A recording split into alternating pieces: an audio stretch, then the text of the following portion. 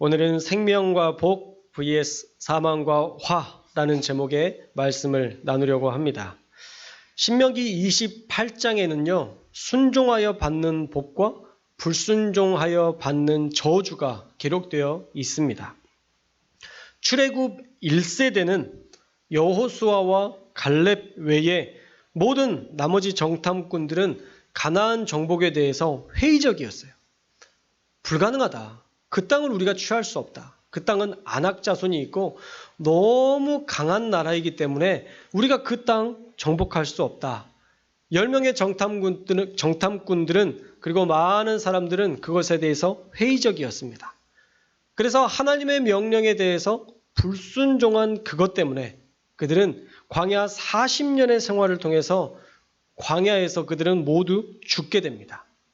출애굽 1세대는 다 그 가나안 땅의 영광을 보지 못했어요.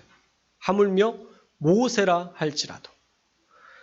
그리고 드디어 출애굽 2세대와 함께 새로운 땅, 가나안 땅 정복을 위해 하나님의 말씀을 최종적으로 잘 정리하여서 모세가 설교하는 내용이 바로 이 신명기서입니다.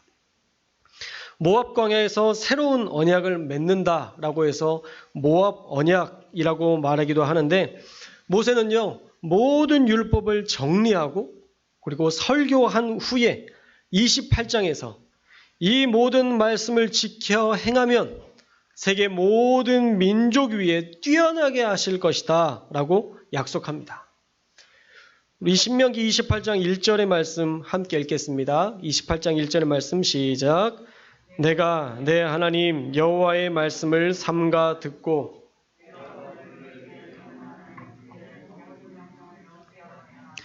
내 하나님 여호와께서 너를 세계 모든 민족 위에 뛰어나게 하실 것이라. 아멘. 사실 이스라엘은 지금 나라가 있는 게 아니에요. 떠돌이였습니다. 떠돌이 민족이었던 자들에게 하나님께서는 세계 모든 민족 위에 뛰어나게 하실 것이다. 어떻게 하면? 여호와의 말씀을 삼가 듣고 그 명령을 지켜 행하면 너희가 지금은 떠돌이 민족이지만 가나안 땅을 정복하여서 많은 사람들에게 모든 사람들보다 뛰어난 민족으로 세워주실 것이다. 약속하고 있습니다. 사실 그들의 입장에서는 와닿지 않았을 거예요. 지금 당장 나라가 있는 것도 아니고 우리가 엄청난 무기를 가진 것도 아니고 아무것도 없는데 하나님의 말씀 하나 붙들면 우리가 가나안 땅을 정복한다고? 그들은 어쩌면 회의적일 수밖에 없었을 것입니다. 그러나 하나님은요. 너희가 이 말씀만 지키면 다 해줄게 라고 생명과 복을 약속해 주십니다. 말씀대로 순종하면 어떤 복을 누리느냐? 28장 2절에서 6절까지 말씀에 나오는데 여러분이 받을 복으로 믿고 우리 함께 읽겠습니다. 시작. 내가 내 하나님 여호와의 말씀을 청종하면 이 모든 복이 내게 임하여 내게 이르리니 성읍에서도 복을 받고 들에서도 복을 받을 것이며 내 몸의 자녀와 내 토지의 소산과 내 짐승의 새끼와 소와 양의 새끼가 복을 받을 것이며 내 광주리와 떡반죽 그릇이 복을 받을 것이며 내가 들어와도 복을 받고 나가도 복을 받을 것이니라. 아멘.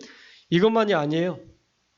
19절까지 복이 나열이 되는데요. 대적이 나를 대적하려는 자가 한 길로 왔다가 7길로 도망하게 될 것이고 또 창고에도 복을 주셔서 하나님이 주시는 땅에서 복을 받고 또 그 복을 누리게 하실 것이다 라고 약속하십니다. 그리고 그 말씀을 그대로 믿고 순종했던 출애굽 2세대는요. 여호수아서에서 순종하는 자들이 얼마나 큰 형통을 누리는지 그리고 전쟁 가운데서 얼마나 손쉬운 승리를 얻게 되는지를 분명하게 보여줍니다. 오늘 말씀의 제목대로 순종해서 생명과 복을 누리는 인생이 되었다라는 것이죠. 반대로 불순종하면 어떻게 되느냐? 20절 말씀부터 68절까지의 말씀에 불순종했을 때의 저주 불순종했을 때의 화가 기록되어 있는데 20절에 보면 수많은 질병이 그 인생을 따라다닐 것이고 이 재앙들이 너를 진멸할 것이라 말씀합니다. 그리고 25절에는 네가 대적과 싸우려 한 길로 왔다가 7길로 도망하게 될 것이다 라고 얘기해요. 복을 받는 자와 복을 받지 못한 자, 말씀을 순종하지 않는 자가 얼마나 극명한 차이가 있는지를 보여주고 있죠. 민족이 모든 이름 위에 뛰어나게 하실 것이라 약속하셨는데 말씀을 듣고 행하지 않으면 모든 나라 중에 민족을 흩을 것이다 이야기하고 있어요. 작은 피부병도 치유받지 못해서 힘들게 될 것이고요. 그들이 집을 건축했지만 그 집에서 살지는 못하게 될 것이고 소를 바로 앞에서 잡았는데 그것을 먹지는 못하는, 그리고 그들의 인생 가운데 늘 압제와 학대를 받을 뿐일 것이다 라고 분명하게 경고하고 있습니다. 쉽게 이야기하면 불순종에서 좋은 일은 하나도 없다는 것이죠.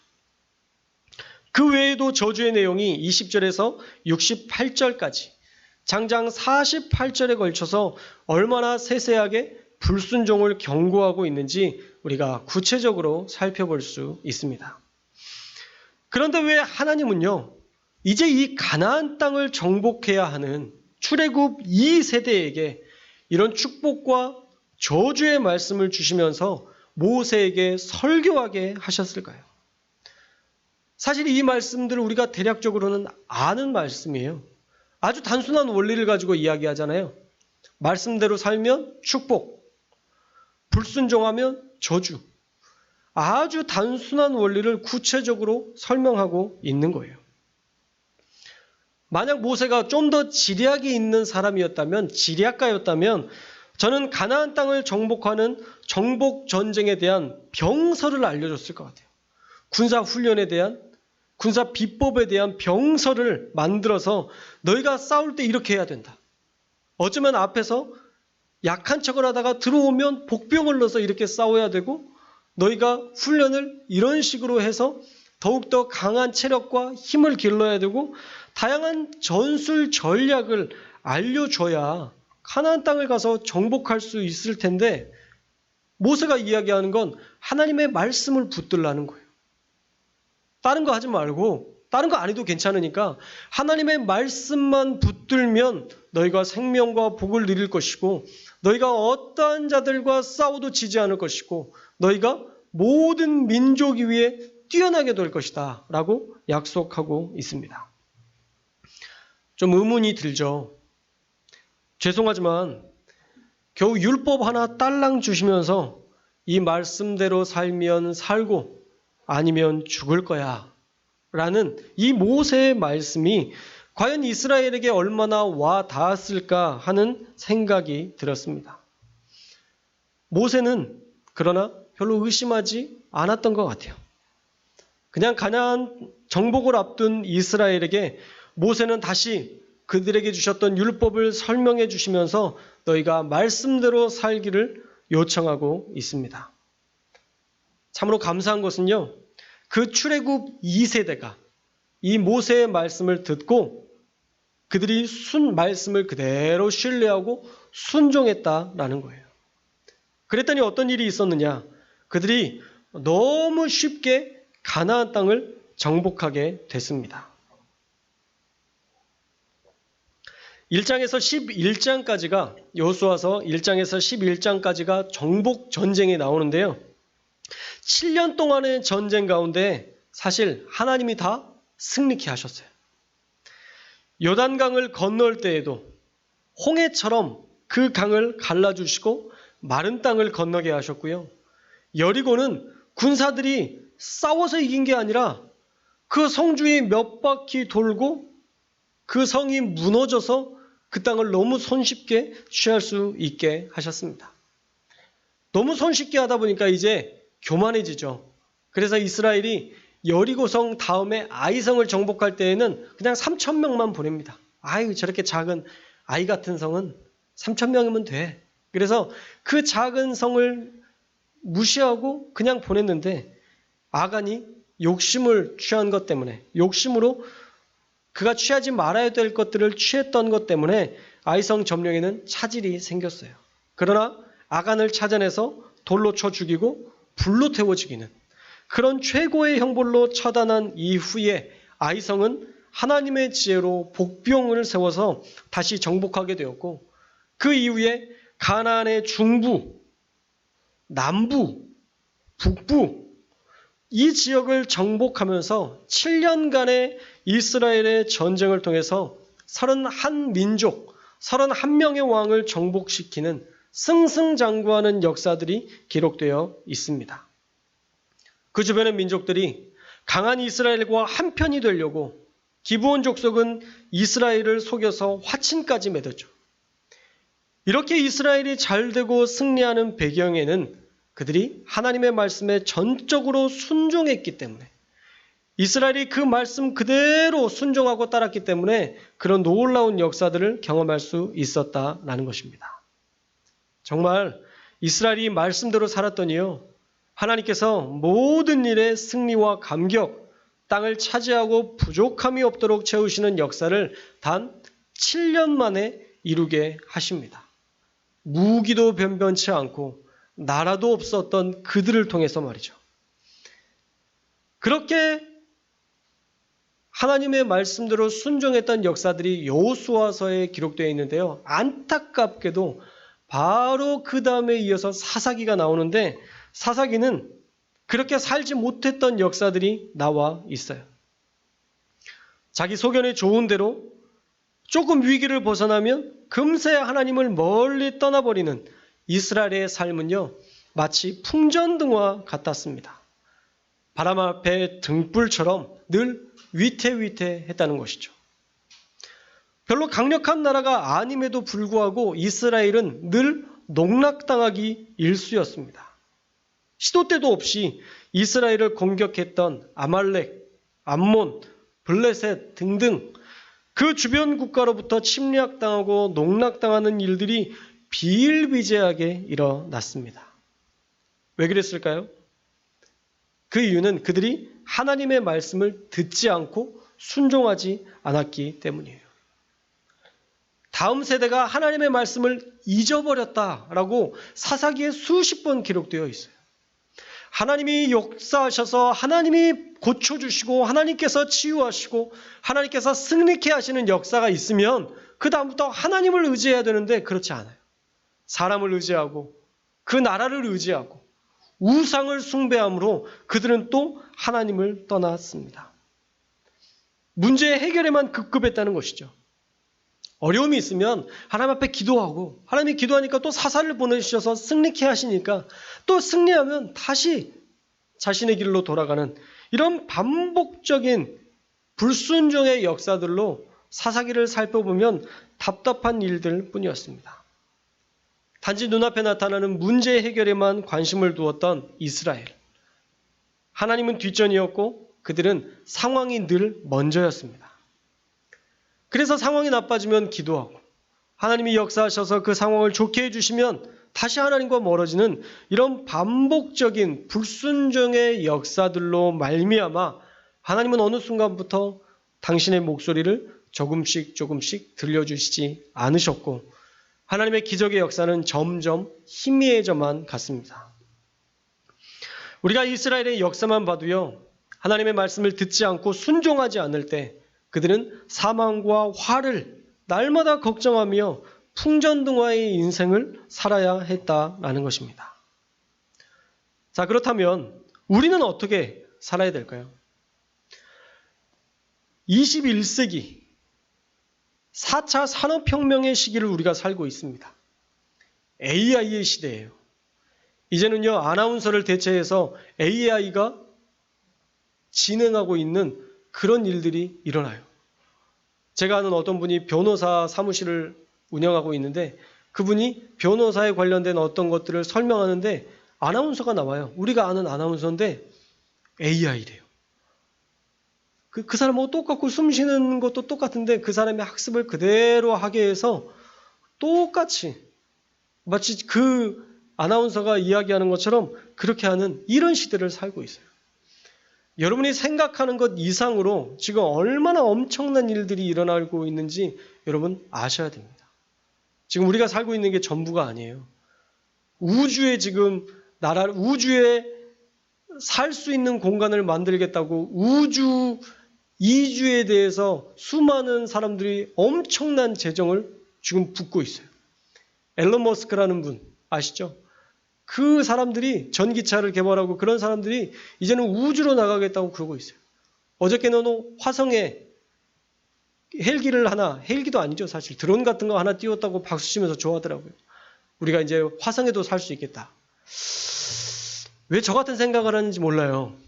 왜 산소도 없고 그렇게 뜨거운 데서 살라고 그렇게 몸부림치는지 모르겠어요. 지구처럼 다 있는 나라를 깨끗하게 해서 쓰는 게 낫지. 아무것도 없고 그 뜨거운 땅을 다 청소해서 다시 쓰려고 하는 것 자체가 참 저는 이해가 잘 안 되는데 또 그런 쪽에 관심을 갖고 살아가는 시대인 것 같아요. 더 이상 이 땅에는 뭔가 특별한 게 없으니까 이제 화성에 살아보겠다라고 생각하고 있는 시기예요. 코로나로 얼마나 어렵습니까? 직장을 찾기도 어려운 이때입니다. 이런 시기에 만약 모세가 했던 것처럼 말씀을 중심으로 살면 살 수 있습니다. 그러나 말씀이 없으면 죽습니다.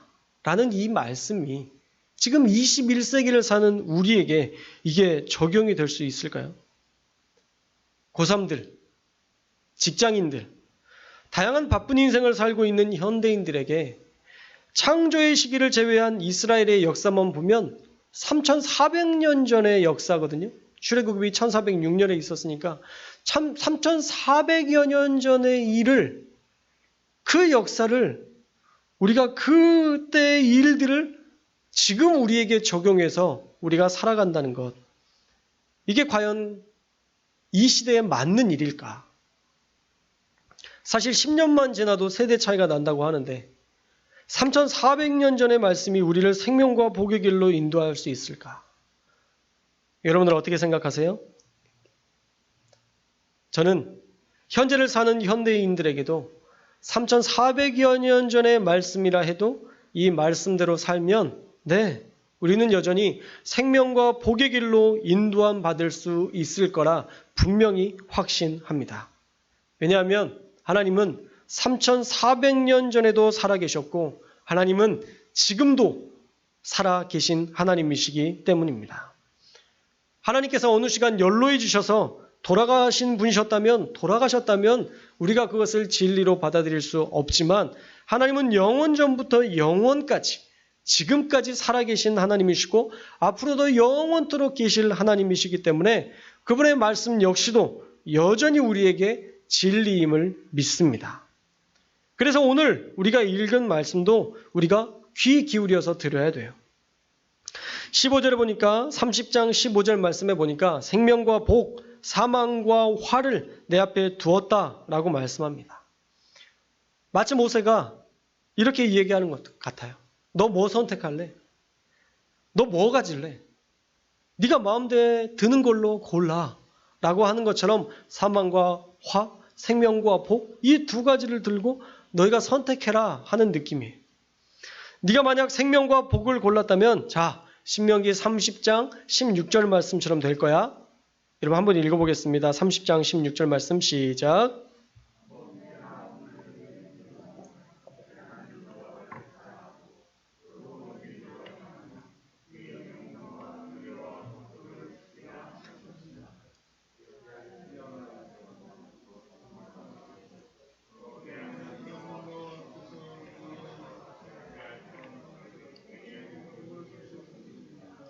아멘.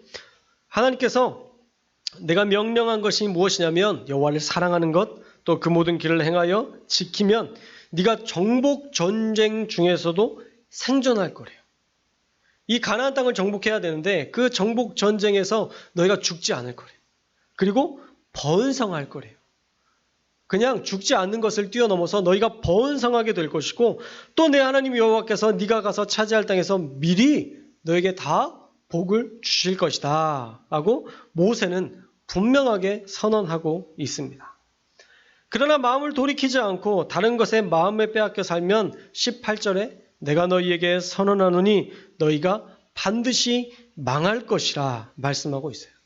그리고 이 일은 자기의 선택대로 반드시 일어날 것이다 라고 얘기하면서 19절에 하늘과 땅을 증거로 삼겠다 라고 얘기했어요. 하늘과 땅, 사실 하늘과 땅은 영원히 변하지 않는 것이죠. 영원전부터 영원까지 있는 어떤 상징적인 것인데 그것은 곧 하나님을 상징하는 것이기도 합니다. 이 모든 일에 하나님이 증인이 되신다라는 말씀이죠. 그렇게 모세는 마지막으로 권면합니다. 19절에서 20절의 말씀을 통해서 내가 오늘 하늘과 땅을 불러 너희에게 증거를 삼노라. 내가 생명과 사망과 복과 저주를 내 앞에 두었은즉 너와 내 자손이 살기 위하여 생명을 택하고 내 하나님 여호와를 사랑하고 그 말씀을 청종하며 또 그를 의지하라. 그는 내 생명이시요 내 장수이시니 여호와께서 내 조상 아브라함과 이삭과 야곱에게 주시리라고 맹세하신 땅에서 내가 거주하리라. 아멘. 너희 앞에 모든 것이 있는데 다 너희가 말씀대로 살면 다 받을 것이다 라고 모세는 그 백성들에게 이야기하고 이 말씀을 전한 후에 모세도 그토록 가고 싶었던 그 가나안 땅을 멀리서 바라보면서 죽음을 맞이합니다. 사실 모세의 입장에서는 되게 억울했을 것 같아요. 잠깐 1년이라도 좀 살게 해주시지.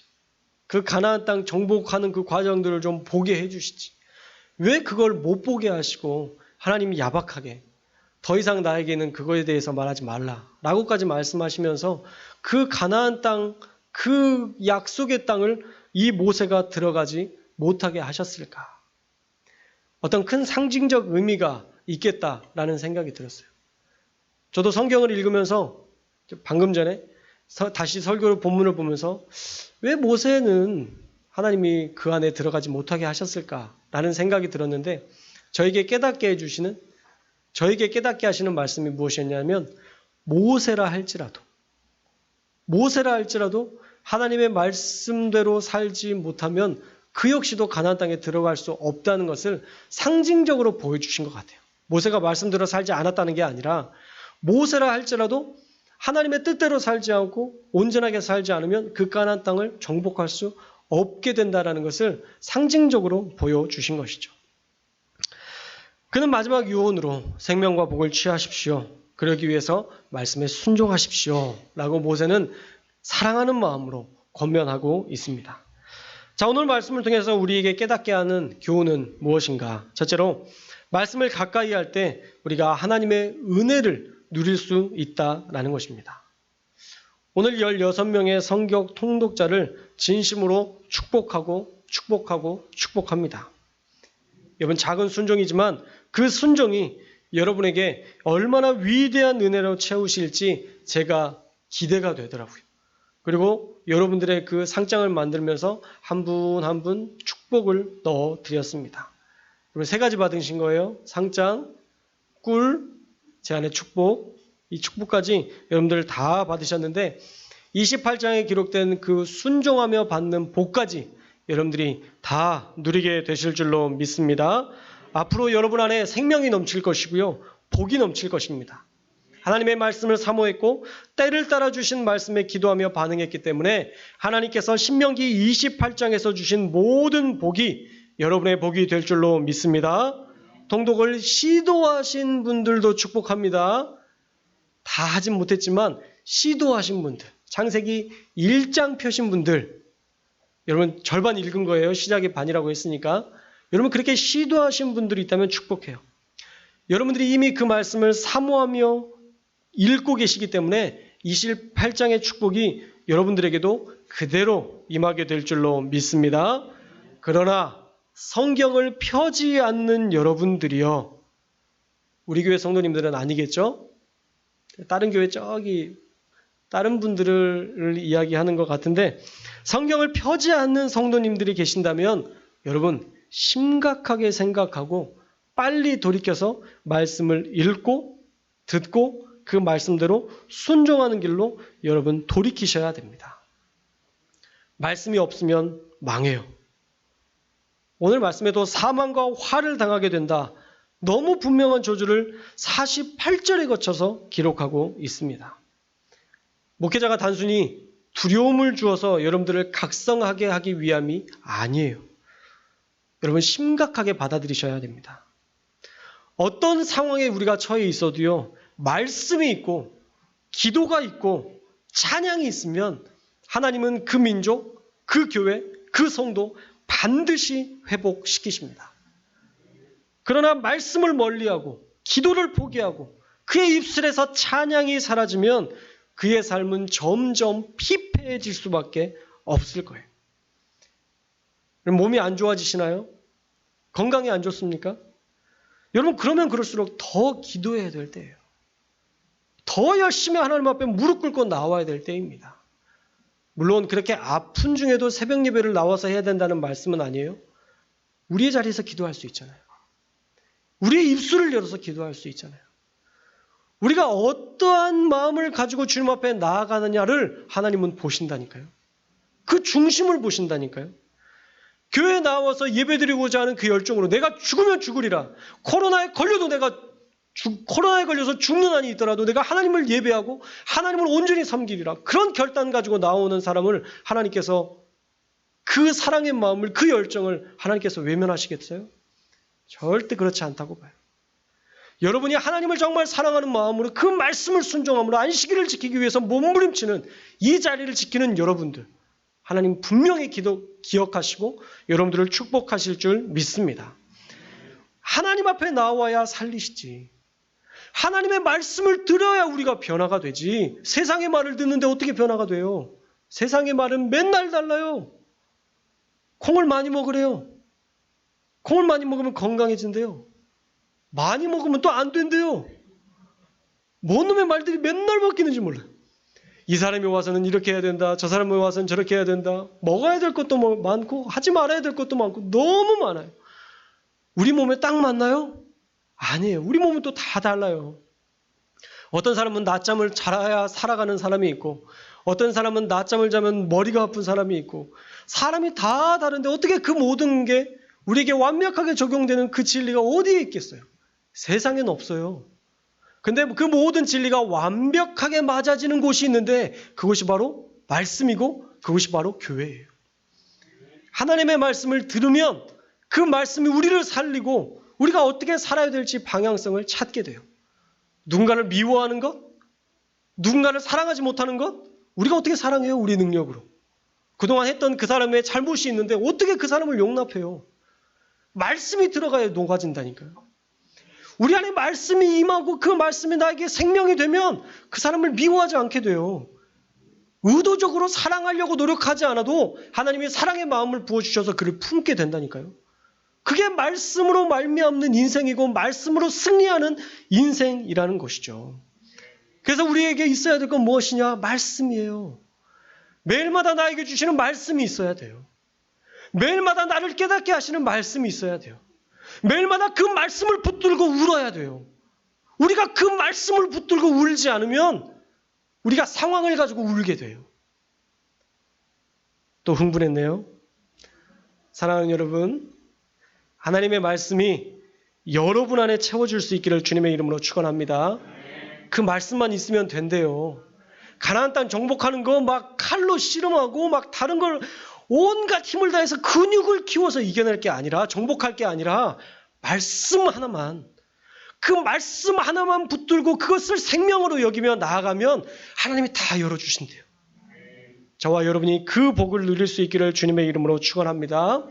그러나 말씀을 포기하면, 말씀과 멀어지면 그 인생이 얼마나 저주스러운 인생인지, 늘 사망과 질병과 별것 아닌 것과 계속 싸우고 분쟁하고 다투고, 저 사람하고 싸우러 갔는데 내가 좀 이길 수 있을 것 같아서 싸웠는데 7명이 붙어가서 도망치는 이런 일들이 계속 일어나는 이유, 말씀이 없기 때문이에요.